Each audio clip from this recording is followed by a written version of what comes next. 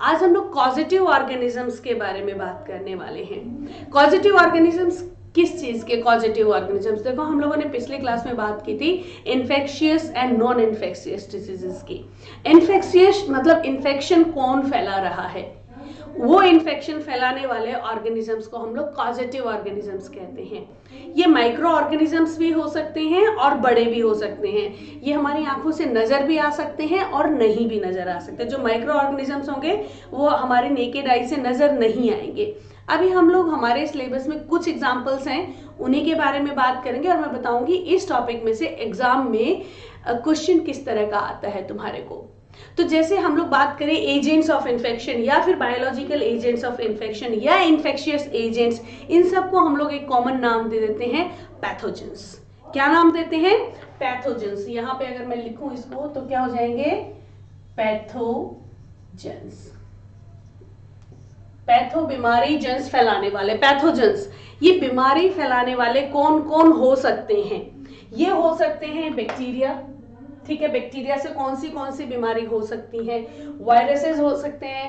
कौन से वायरस से कौन सी? बहुत ज्यादा होते हैं, न्यूमरस होते हैं। हमने कुछ एग्जांपल्स लिए हैं। प्रोटोजोआ हो सकते हैं, फंजाई हो सकते हैं, या फिर वॉर्म्स हो सकते हैं। बड़े बड़े वॉर्म्स, ये काफी बड़े होते हैं। फंजाई भी काफी हमारे को नजर आ सकती है। ये क्या है, इनके बारे में डिस्कशन कर लेते हैं थोड़ा सा। ये माइक्रो ऑर्गेनिजम्स हैं। तुम्हारे एग्जाम में जो क्वेश्चन आएगा वो इस तरीके से आएगा, name 2 diseases that are spread by bacteria, या फिर name the causative organism of कोई भी डिजीज का नाम, मान लो पोलियो हो गया या फिर मान लो टाइफाइड हो गया, लिख दिया name the causative organism of polio, name the causative organism of typhoid. इस तरह से तुम्हारे क्वेश्चन आएंगे। मतलब बीमारी फैली है, किससे फैली है वो तुम्हें पता होना चाहिए। एक लिस्ट है, तुम्हारी बुक वाली लिस्ट ही तैयार कर लेना अभी के लिए। हायर क्लासेस में जाते जाते ये लिस्ट लंबी होती चली जाएगी। कुछ कॉमन बीमारियों के बारे में, डिजीजेस के बारे में आज मैं आप लोगों को बताऊंगी। जैसे सबसे पहले अगर हम बात करें बैक्टीरिया से होने वाली डिजीजेस की, तो बैक्टीरिया से एक बहुत कॉमन डिजीज है टीबी, तुम लोगों ने सुना होगा। ट्यूबरक्लोसिस इसका पूरा नाम है। ट्यूबरक्लोसिस किससे फैलती है? माइकोबैक्टीरियम ट्यूबरक्लोसिस से। माइकोबैक्टीरियम ट्यूबरक्लोसिस से। कहाँ है माइकोबैक्टीरियम ट्यूबरक्लोसिस? मैंने स्पेलिंग्स भी लिख दी हैं, आप लोग चेक कर लेना। इससे फैलता कैसे है? बहुत बार ये तुमने सुना होगा, जिनको टीबी होती है उनको अलग रखा जाता है क्योंकि ये बहुत जल्दी स्प्रेड हो जाती है। इससे ड्रॉपलेट से, जो छींकते हैं खांसते हैं उनकी ड्रॉपलेट से, वो काफी फैलने वाली बीमारी होती है। पहले के समय में तो ये फेटल होती थी, जान ले जाया करती बहुत, लेकिन अब क्या है, अब इसका इलाज आ रखा है और प्रॉपरली टाइमली मेडिसिन ली जाए, लंबे समय तक मेडिसिन होती हैं, इनका कोर्स होता है मेडिसिन का, कंप्लीट किया जाए तो ट्यूबरक्लोसिस से पूरी तरीके से इजाद पाई जा सकती है। अपने समय में एक बड़ी खतरनाक बीमारी हुआ करती, हैजे नाम से जानते थे। पीने के पानी से स्प्रेड होती थी और गांव के गांव उजड़ जाते थे। फिर टाइफाइड भी एक एग्जाम्पल है। किससे होने वाली बीमारी? बैक्टीरिया से होने वाली। साल्मोनेला टाइफी से ये फैलती है। ये कॉजेटिव ऑर्गेनिज्म है, ये कॉजेटिव ऑर्गेनिज्म है, ये याद रखने हैं। इनसे ही आप लोगों के एग्जाम में कोई ना कोई क्वेश्चन जरूर आता है। वायरसेस एक अगला कॉजेटिव ऑर्गेनिज्म है, बायोलॉजिकल कॉजेटिव ऑर्गेनिज्म है। ये अपने आप में एक अनोखा ही वायरस है, अनोखा ही माइक्रो ऑर्गेनिज्म है। बिकॉज ये डेडलाइन, मतलब बीच की लाइन में आता है। ना तो हम इसे लिविंग बोल सकते, ना हम इसे नॉन लिविंग बोल सकते। कारण ये भाई साहब, इसीलिए इसका इलाज नहीं होता, इसीलिए कोरोना ने तहलका मचा रखा है। कोरोना भी वायरस से फैल रहे हैं ना। क्या होता है, अगर ये नॉन लिविंग सरफेस पे है तो ये नॉन लिविंग है, इसको क्रिस्टलाइज भी किया जा सकता है, क्रिस्टल बनाए जा सकते हैं इसके। नॉन लिविंग सरफेस पे इसकी कोई हिम्मत नहीं जरा सा भी कुछ काम कर सके, ये डेड है।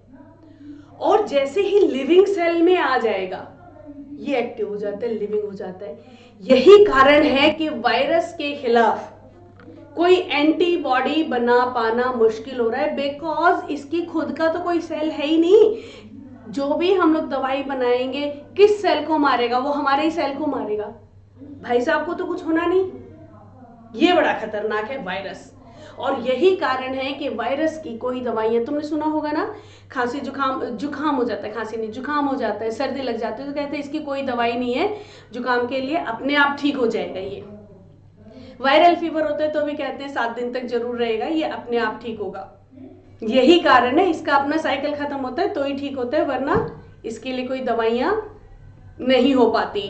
और ये हम बात करें पोलियोमाइलिटिस, पोलियोमाइलिटिस वही है जो तुम लोग पोलियो के नाम से जानते हो।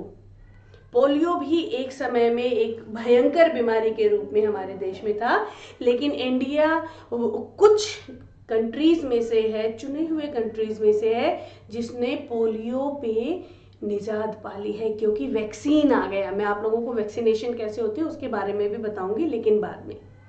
वैक्सीन आ गया, वैक्सीनेशन मतलब हम पहले ही बीमारी के होने से पहले ही यंग एज में वो डोज दे दी जाती है। एक्चुअल में वैक्सीन कोई मेडिसिन नहीं होती है, वैक्सीन उसी वायरस का या उसी माइक्रो ऑर्गेनिज्म का जिसके लिए हम दवाई दे रहे हैं, उसी के मरे हुए या कमजोर स्ट्रेन होते हैं, हमारी बॉडी की इम्यून पावर को बढ़ा देते हैं वो। उसके बारे में हम नेक्स्ट क्लास में बात करेंगे कैसे करते हैं। तो वायरस की वैक्सीन बनने के बाद, मालूम है ना, हर छठे महीने अमिताभ बच्चन बोलते हैं 2 बूंद पोलियो की, है ना, घरों में आते भी हैं, आंगनबाड़ी वर्कर्स बहुत काम कर रहे हैं इसमें, हेल्थ वर्कर्स बहुत काम कर रहे हैं, घरों में जा जाके बच्चों को इम्यूनाइज कर रहे हैं, पोलियो ड्रॉप पिला के आ रहे हैं। तो हमारे देश में से पोलियो जा चुका है, वरना ये बड़ी खतरनाक बीमारी थी, पैरालिसिस हो जाता था, किसी को पार्शियल पैर में कम हो गया, किसी को ज़्यादा लग गया तो कम्प्लीटली पैर बिल्कुल दोनों पैर खराब हो जाया करते। बड़ा खतरनाक, बड़ी गंदी बीमारी, बीमारियाँ है ही गंदी, और क्या करें। फिर आता है इसमें एक भयंकर एड्स, एक्वायर्ड इम्यूनोडेफिशिएंसी सिंड्रोम। ये बीमारी एक ऐसी है जो काम क्या करता है, वायरस क्या काम करता है पता है? कौन सा virus? HIV, human immune virus.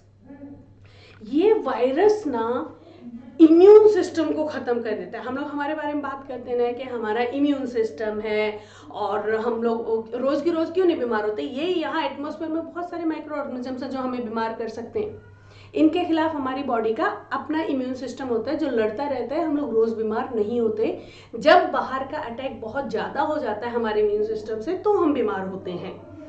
अब ये भाई साहब जो है ना खतरनाक, क्या भाई साहब बोले इनको, HIV, ये हमारे इम्यून सिस्टम को ही कमजोर कर देता है और धीरे धीरे धीरे धीरे धीरे करते करते इतना कमजोर कर देता है कि अगर एक फुंसी भी हो जाएगी हमारे शरीर में तो हम उसको ठीक नहीं कर पाते, हमारी बॉडी उसको ठीक नहीं कर पाती। जरा सा जुकाम हो जाएगा तो वो बढ़ता बढ़ता बढ़ता बढ़ता चला जाएगा, बिकॉज हमारी बॉडी उस पर वर्कआउट नहीं कर रही है, इम्यून सिस्टम डिस्ट्रॉय हो जाता है। इसीलिए ये बहुत भयंकर बीमारी है, इससे बचना होता है।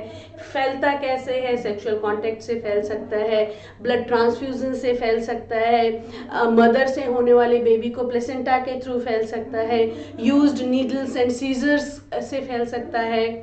तुम्हें पता है जब हम लोग छोटे थे, बहुत छोटे छोटे, जब हम लोगों को इंजेक्शंस वगैरह लगाए जाते थे तब इस तरह की सिरिंजेस नहीं मिलती थी, तो वो सेम सिरिंजेस बार बार स्टेरलाइज होकर के यूज होती थी। हम लोग कभी भी हॉस्पिटल जाते थे तो वहाँ पे एक कमरा होता था जहाँ पे एक पतीले में ये सिरिंजेस उबलती रहती थी लगातार। किसी हॉस्पिटल में डिपेंडिंग अपॉन कि वो किस एरिया में है, ज़्यादा पॉपुलेशन है तो ज़्यादा सिरिंजेस हैं, कम पॉपुलेशन है तो मान लो 6-7 सिरिंजेस हैं, छोटी बड़ी, छोटे बच्चों की छोटी, बड़ों की थोड़ी सी बड़ी, वो उबलती रहती थी स्टेरलाइज होने के लिए।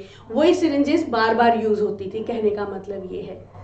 तो जब से इसके बाद क्या होना शुरू हुआ, धीरे धीरे सारी सिरिंजेस को उनको इरेडिकेट करके डिस्पोजेबल सिरिंज यूज होनी शुरू हुई, सो दैट के एक भी सिरिंज दोबारा यूज ना हो। क्या मालूम किसको प्रॉब्लम हो और किसको नहीं थी, जबरदस्ती उस तक फैल जाए। ये भी एक बचाव का तरीका है, इस तरीके से एड्स से बचा जा सकता है। लेकिन एड्स इस तरह से नहीं फैलता, कॉमनली नहीं फैलता। हम बचाव रखें तो एड्स से बच सकते हैं, लेकिन जैसे कोरोना वायरस है, ये तो आप बचने की कोशिश कितना कर सकते हो, एनी हाउ वो हवा के थ्रू फैल रहा है तो बचना थोड़ा मुश्किल है, इसलिए सेफ्टी रखो और कुछ नहीं। देन एक और आ जाता है पॉजिटिव ऑर्गेनिज्म, प्रोटोजोआ। मलेरिया सुना है तुम लोगों ने?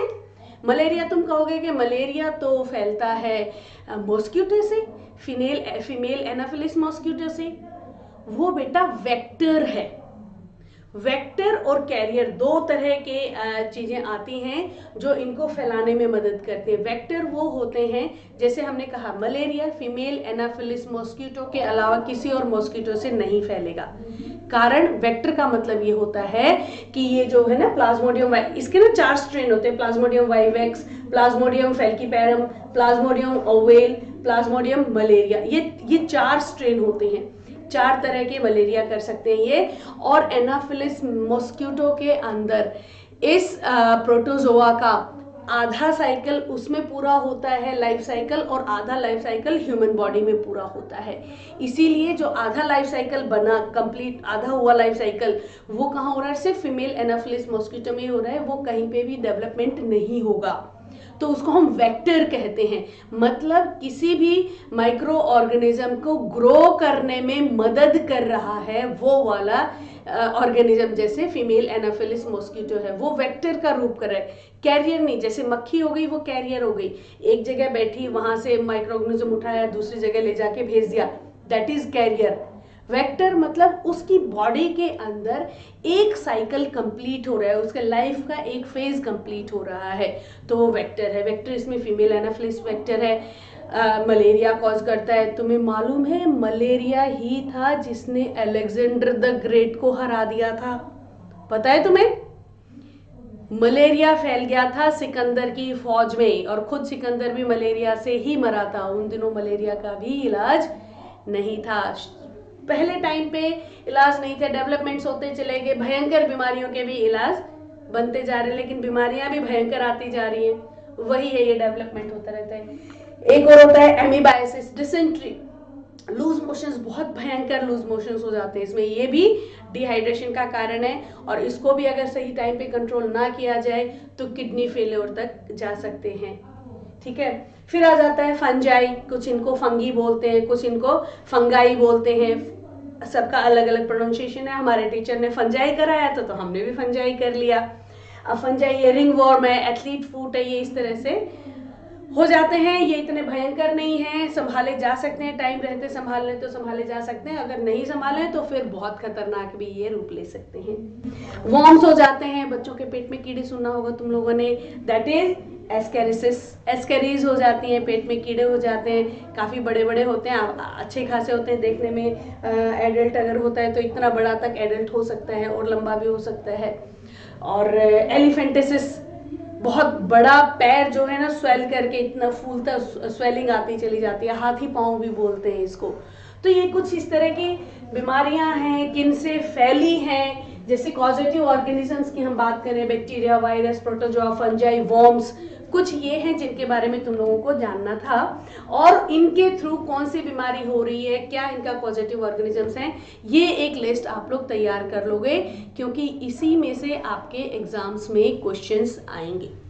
आता ही हमेशा ऐसा है, मल्टीपल चॉइस क्वेश्चन में भी आ जाएगा, चार डिजीजेस दे देंगे और पूछा जाएगा इनमें से कौन सी बैक्टीरिया से होती है, या फिर 3 और किसी से दे देंगे, एक बैक्टीरिया से आप लोगों को चूज करना होता है, इनमें से कौन सी डिजीज है जो फैलती है वायरस से। इस तरह के क्वेश्चंस बनते हैं इस वाले टॉपिक में से जो मैंने आज कराया है।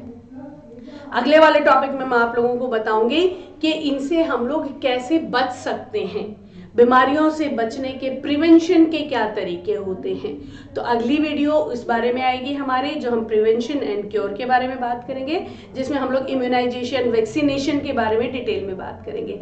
आज वाला टॉपिक इतने में ही है कि हम लोग बात की, हम लोगों ने पैथोजेंस की, और ये ऐसा नहीं है कि इसमें मैंने पूरे के पूरे पैथोजेंस इंक्लूड कर दिए, no, hundreds and thousands of pathogen है।